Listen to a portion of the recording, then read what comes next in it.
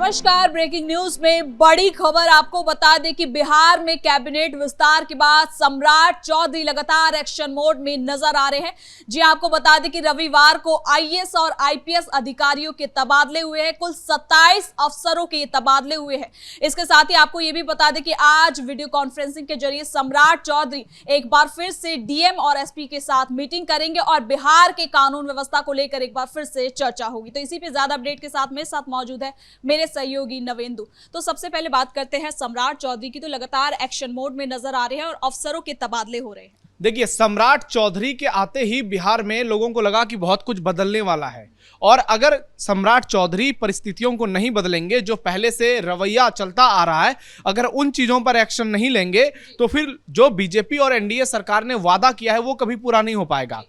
कल सम्राट ने बहुत बड़ा फैसला लिया, कई बड़े अफसरों के तबादले किए गए और उस तबादले से ऐसे संकेत मिले कि सम्राट चौधरी फुल एक्शन में नजर आ रहे हैं। हालांकि हम उस पर आएंगे, लेकिन एक और बड़ी खबर है कि उन्होंने मंत्रियों की भी क्लास लगाई है। जितने भी एनडीए सरकार में मंत्री हैं उनको सीधा सीधा ऑर्डर दिया है कि अब आपको ही जवाब देना पड़ेगा, चाहे वो कैबिनेट की बैठक हो या फिर कोई दूसरा कार्यक्रम हो। वहां पर मंत्रियों को अपने विभाग की पूरी जानकारी होनी चाहिए और सारे मंत्री अपने डिपार्टमेंट में चल रहे कामकाज को बेहद गौर तरीके से देखेंगे और उस पर पैनी नजर रखेंगे। जो उन्होंने कहा है उसके मुताबिक मंत्रियों को अब रिपोर्ट कार्ड भी पेश करना पड़ेगा और जो अफसरों के भरोसे अब तक कामकाज कर रहे थे, अब उनको चीजों में तह तक जानी पड़ेगी। यानी मंत्रियों के लिए एक यहां पर कह सकते हैं एक बड़ा झटका है, क्योंकि जितने भी मंत्री हैं उनमें से कई ऐसे मंत्री होते हैं जो कि अफसरों के भरोसे अपने कामकाज पर लगे हुए रहते हैं, और जब भी कैबिनेट की बैठक होती है तो उसमें मंत्रियों के बदले जो ऑफिसर्स होते हैं उस डिपार्टमेंट के, वो जवाब देते हैं। इसका एक और कारण है कि कई मंत्री पढ़े लिखे उतने नहीं होते हैं, उनको हर एक चीज की जानकारी नहीं होती है। तो ऐसे में सम्राट चौधरी ने मंत्रियों को ये जो बड़ा सुझाव दिया है, एक तरह से ऑर्डर दिया है, वो निश्चित तौर पर जनता के लिए बहुत बड़ी बात है। क्योंकि हम देखते हैं कि जब बात विधानसभा की हो, विधान परिषद की हो, वहां पर जवाब तो मंत्री देते हैं। तो कैबिनेट की बैठक हो या फिर दूसरे कोई कार्यक्रम हो, उसमें भी मंत्रियों का ही जवाब बेहद महत्वपूर्ण माना जाता है। लेकिन चूंकि उनको उतनी ज्यादा जानकारी नहीं होती है या कई बार वो उस चीज को उतना सीरियस नहीं लेते हैं, तो वो अधिकारियों के भरोसे अपने कामकाज को छोड़ जाते हैं। तो ऐसे में सम्राट चौधरी का ये जो एक्शन है ये बहुत बेहतर है, और इस तरीके से अगर मंत्री फुल एक्शन में नजर आए, जितने भी मंत्री हैं सबको मंत्रालय की अहम जिम्मेदारी दी गई है, अगर वो अपने मंत्रालय पर पूरी तरीके से ध्यान दें और बड़ा फैसला लें, उस चीज को समझें कि क्या हो रहा है, क्या चल रहा है और जनता क्या सोच रही है, अगर वो अपने कार्य को पूरी तरीके से जमीन पर लागू कर पाएंगे और उसके प्रति जवाबदेह हो जाएंगे, तो निश्चित तौर पर बिहार का कल्याण होगा। अब बात करते हैं तबादले की। तबादले जो हुए हैं वो बताता है कि सम्राट चौधरी ने यह तय कर रखा है कि जितने भी अधिकारी हैं, जो टॉप अधिकारी हैं, जिनसे प्रदेश को बहुत ज्यादा उम्मीदें हैं, उनको सामने लाना ही पड़ेगा। और इसमें एक बड़ा नाम सामने आया है, वो है आईपीएस विकास वैभव का, जो कि पहले अब आपने देखा होगा किस तरीके से उनका नाम पूरे बिहार में चला। अनंत सिंह की गिरफ्तारी से वो पूरे बिहार में जाने गए और एक बेहद ईमानदार आईपीएस के तौर पर उनकी पहचान है।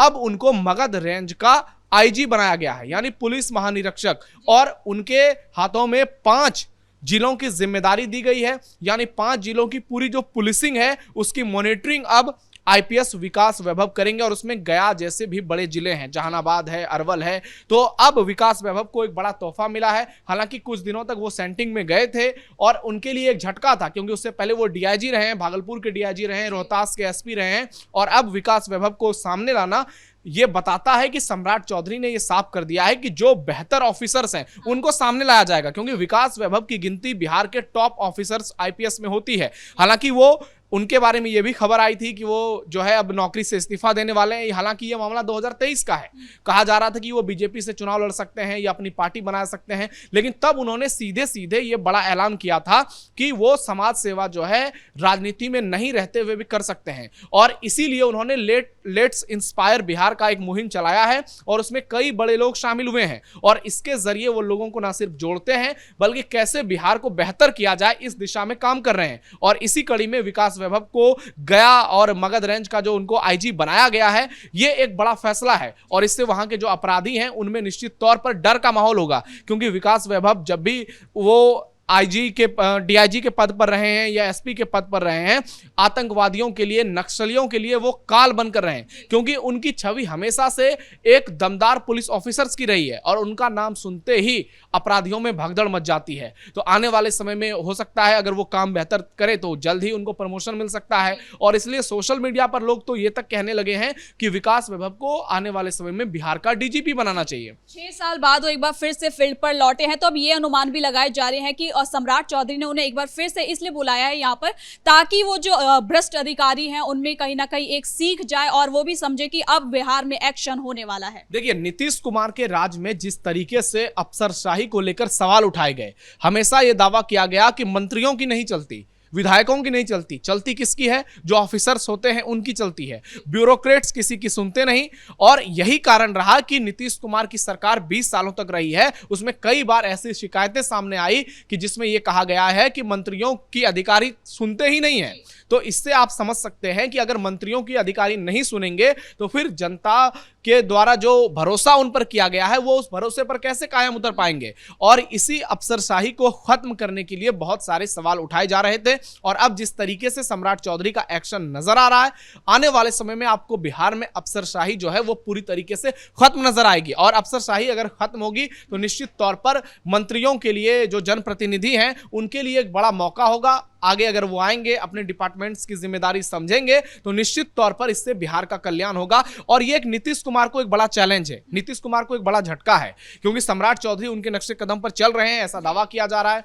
लेकिन नीतीश के राज में जिस तरीके से अफसरों की बल्ले बल्ले थी, अब बीजेपी के राज में वो बदलती हुई नजर आ रही है। एक घटना का उदाहरण देना चाहूंगा। अभी विजय कुमार सिन्हा कृषि मंत्री बनाए गए हैं, इससे पहले वो भूमि और राजस्व मंत्री बनाए गए थे। तब उन्होंने जिस तरीके से ऑफिसरों की लंका लगाई थी, सीईओ और बीडीओ हड़ताल पर गए थे, कई लोगों को सस्पेंड किया गया था, कई पर बहुत तगड़े एक्शन हुए थे।